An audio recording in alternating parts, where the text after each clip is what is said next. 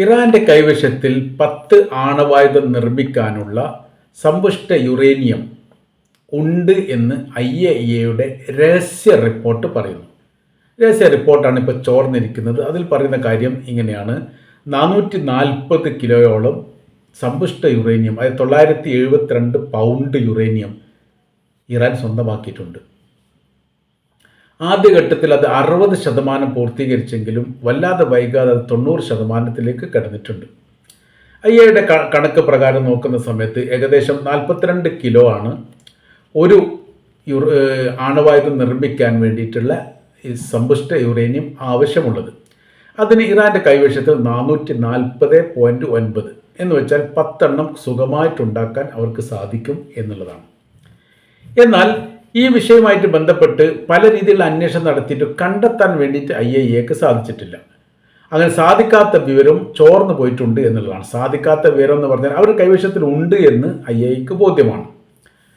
എന്നാലോ കണ്ടെത്താനോ അതുമായിട്ട് ബന്ധപ്പെട്ട കാര്യങ്ങളോ ചെയ്യാൻ വേണ്ടി സാധിച്ചിട്ടില്ല. ഈ സാധിക്കാത്ത കാര്യങ്ങൾ ചോർന്നുകൊണ്ട് അത് അമേരിക്കയിൽ എത്തുന്നു, അമേരിക്ക അത് ഇസ്രായേലിന് കൈമാറുന്നു. അങ്ങനെ ഇസ്രായേൽ ആക്രമിക്കാനുള്ള പ്രധാന കാരണം അതാണ്. ഈ ജൂൺ മാസം 13 അക്രമം നടക്കുന്നത്. അതിൻ്റെ 9-ാം തീയതി ഏകദേശം ഈ രഹസ്യ റിപ്പോർട്ടൊക്കെ ഇസ്രായേലിൻ്റെ കൈവശത്തിൽ കിട്ടിയിട്ടുണ്ട്. അപ്പോൾ അവർ അപ്രതീക്ഷിതമായിരിക്കുന്ന ഒരു ആക്രമണമാണ്, ഇറാനെയും ലോകത്തെയും ഞെട്ടിപ്പിച്ച ആക്രമണമാണ് ഈ ഇസ്രായേലിൻ്റെ ഭാഗത്തു നിന്ന് ഉണ്ടായത്. അതിനവർ പറഞ്ഞിരിക്കുന്ന പ്രധാന കാരണം തന്നെ ഇതാണ്: ഏതെങ്കിലും തരത്തിൽ തങ്ങൾ ആക്രമിക്കും എന്നുള്ള വിവരം പുറത്ത് അറിഞ്ഞു കഴിഞ്ഞാൽ പിന്നീട് വലിയ സുരക്ഷാ സംവിധാനങ്ങൾ ഇറാൻ തീർക്കുമെന്ന് ഞങ്ങൾക്ക് ഉറപ്പാണ്. അതുകൊണ്ടാണ് അപ്രതീക്ഷിത ആക്രമണം. എന്നാൽ ഈ അപ്രതീക്ഷിത ആക്രമണത്തിൽ സൈനിക കമാൻഡറൊക്കെ കൊല്ലപ്പെട്ടിട്ടുണ്ടെങ്കിൽ പോലും യുറേനിയവുമായിട്ട് ബന്ധപ്പെട്ട കാര്യത്തിൽ ഇടപെടാനോ അല്ലെ എത്തിപ്പെടാനോ ഇസ്രായേൽ സാധിച്ചിട്ടില്ല. അതവർക്ക് വലിയ രീതിയിൽ നിരാശ ഉണ്ടാക്കിയിരിക്കുന്ന കാര്യമാണ്. അതോടനുബന്ധിച്ചാണ് ഈ വിവരം അമേരിക്കയോട് പറയുന്നത്. അമേരിക്ക പിന്നെ എടുത്ത പാടി എടുക്കാത്ത പാതി എന്നൊക്കെ പറയുന്ന പോലെ തന്നെ വലിയ ആക്രമണം ഇറാന് നേരെ നടത്തി. ബങ്കർ ബസ്റ്റർ ബോംബുകൾ ഉപയോഗിച്ചുകൊണ്ട് ആണവ കേന്ദ്രങ്ങൾ തകർക്കാൻ വേണ്ടിയിട്ട് വലിയ ശ്രമങ്ങളൊക്കെ നടത്തിയിട്ടുണ്ടെങ്കിലും ഒന്നും നടന്നിട്ടില്ല. പിറ്റേ ദിവസത്തെ ഇറാൻ്റെ പത്രസമ്മേളനവും അതോടനുബന്ധിച്ച് IAEAയുടെ റിപ്പോർട്ടുമായിട്ട് ബന്ധപ്പെട്ട് നോക്കുന്ന സമയത്ത് അവരുടെ ആണവായുധവുമായിട്ട് ബന്ധപ്പെട്ട കാര്യത്തിന് യാതൊരു ചോർച്ചയോ പ്രശ്നങ്ങളോ ഒന്നും ഉണ്ടായിട്ടില്ല എന്ന് അവർ സ്ഥിരീകരിച്ചു. ഇതോടുകൂടി ഇത് ഇസ്രായേലിനും അമേരിക്കയ്ക്കും വലിയ രീതിയിൽ പൊള്ളലായി, ആശങ്കയായി. പിന്നീട് അടുത്ത ഘട്ടം എന്ന് പറഞ്ഞത് ഈ ജർമ്മനി, ഫ്രാൻസ്, UK, US പോലെയുള്ള ഏറ്റവും വലിയ സൈനിക ശക്തി രാജ്യങ്ങൾ ഉപരോധം ഏർപ്പെടുത്തുമെന്ന് പറഞ്ഞു. ആ യുദ്ധം കഴിഞ്ഞതിന് ശേഷം ഈ അടുത്തുണ്ടായിരിക്കുന്ന സംഭവമാണ്.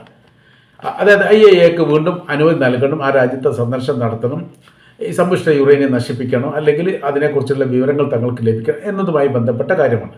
എന്നാൽ തങ്ങളുടെ കൈവശത്തിൽ ഇല്ല എന്നുള്ളത് ഇറാൻ പറയുന്നു. പക്ഷേ മറ്റൊരു ഭാഗം പറയുന്നത് ഇറാൻ്റെ കൈവശത്തിലുള്ള ആണവായുധം തങ്ങളുടെ രാജ്യത്തിൽ നിന്ന് അതിർത്തി രാജ്യത്തിലേക്ക് കടത്തിയിട്ടുണ്ട് എന്നുള്ളതാണ്.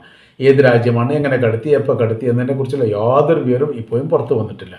ആശങ്ക എന്ന് പറയുന്നത്, ഇസ്രായേലിനെ സംബന്ധിച്ചിടത്തോളം ആശങ്ക എന്ന് പറയുന്നത് ഇസ്രായേലിൻ്റെ കൈവശത്തിലുള്ള ആയുധങ്ങൾ, അതായത് പ്രതിരോധവുമായിട്ട് ബന്ധപ്പെട്ട കാര്യത്തെക്കുറിച്ചുള്ള അവരുടെ സാങ്കേതിക രഹസ്യങ്ങൾ പല ഘട്ടങ്ങളിലും ചോർത്തിയെടുക്കാൻ വേണ്ടി ഇറാന് സാധിച്ചിട്ടുണ്ട്. അതുകൊണ്ട് അവരുടെ സാങ്കേതിക സംവിധാനത്തെ തകർക്കാൻ പാകത്തിലുള്ള ആയുധങ്ങളുടെ നിർമ്മിതിയാണ് ഇറാനിൽ നടക്കുന്നത്. അതുകൊണ്ട് ഈ അവരുടെ മിസൈലുകൾ, ദീർഘദൂര മിസൈലുകളൊക്കെ അവരുടെ അയൺ ഡോം സംവിധാനത്തൊക്കെ തകർത്തുകൊണ്ട് രാജ്യത്ത് പ്രവേശിച്ചു എന്ന് പറഞ്ഞാൽ പ്രതിരോധവുമായി ബന്ധപ്പെട്ട് എത്രത്തോളം ശക്തി അവർക്കുണ്ട് എന്നുള്ളത് കൃത്യമായ രീതിയിൽ മനസ്സിലാക്കിയ ഇറാൻ അതിനെയും കവച്ചു വിട്ടുന്ന രീതിയിൽ ആയുധ നിർമ്മിതികൾ നടത്തി. ഹൈപ്പർസോണിക് മിസൈലിൻ്റെ കാര്യങ്ങളൊക്കെ അങ്ങനെയാണ് വന്നത്. ഇത് യമനെ സംബന്ധിച്ചിടത്തോളം യമന് കൈമാറുകയും ചെയ്തു. അപ്പോൾ ചെങ്കടലുമായിട്ട് ബന്ധപ്പെട്ട് അമേരിക്കയ്ക്ക് ഉണ്ടായിരിക്കുന്ന നാശനഷ്ടങ്ങൾ മുഴുവനും ഈ ഹൈപ്പർസോണിക് മിസൈലിൻ്റെ ആക്രമണം മൂലമാണ്. അത് പ്രതിരോധിക്കാൻ വേണ്ടി അമേരിക്കയ്ക്ക് സാധിച്ചിട്ടില്ല. അവിടെ അമേരിക്ക പറയുന്ന ഒരു കാര്യമുണ്ട്. അവരുടെ വ്യോമ സൈനിക മേധാവികളൊക്കെ ഈ കാര്യം സ്ഥിരീകരിച്ചുകൊണ്ട് പറഞ്ഞതാണ്, ഒരു പ്രാവശ്യം യമൻ ഉപയോഗിക്കുന്ന ആയുധമല്ല അടുത്ത പ്രാവശ്യം വരുന്നത്. ആയുധങ്ങൾ മാറുന്നുണ്ട്, അതിൻ്റെ വേഗതയും അതുപോലെ തന്നെ പ്രഹരശേഷിയും മാറുന്നുണ്ട്. അതുകൊണ്ട് വളരെ പെട്ടെന്ന് തങ്ങളുടെ കൈവശത്തിലുള്ള ആണവായുധം കൊണ്ട് പ്രതിരോധിക്കാൻ വേണ്ടി സാധിക്കുന്നില്ല. ഇന്ന് പ്രതിരോധിച്ച അതാണെങ്കിൽ നാളെ അവർ ആക്രമിക്കുന്നത് മറ്റൊരു മിസൈലാണ്, വേറെ രൂപത്തിലാണ്. അപ്പോൾ അതുകൊണ്ട് പിടിച്ചു നിൽക്കാൻ പറ്റാത്തൊരു സാഹചര്യങ്ങൾ അമേരിക്കയ്ക്ക് ഉണ്ടായിട്ടുണ്ട് എന്ന് ചുരുക്കം. അപ്പോൾ മൊത്തത്തിലുള്ള ഇപ്പോഴുള്ള വിഷയം എന്ന് പറഞ്ഞാൽ ഇറാൻ്റെ കൈവശത്തിൽ ആണവായുധം ഉണ്ടെങ്കിൽ അത് അറബ് രാജ്യങ്ങൾക്ക് വലിയൊരു ആശ്വാസം ഉണ്ടാവും. കാര്യം എന്ന് പറഞ്ഞാൽ അമേരിക്ക ഏതെങ്കിലും കാര്യത്തിൽ ആക്രമിക്കുകയാണെങ്കിൽ ഏതെങ്കിലും പ്രതിരോധ കാര്യങ്ങൾ തീർക്കാൻ വേണ്ടി ഇറാൻ സാധിക്കും എന്നവർ വിശ്വസിക്കുന്നു. അത് എങ്ങനെയാണ് ഏത് രീതിയാണെന്ന് പറയാൻ വേണ്ടി പറ്റില്ല, റിപ്പോർട്ട് അങ്ങനെയൊക്കെയാണ് പറയുന്നത്.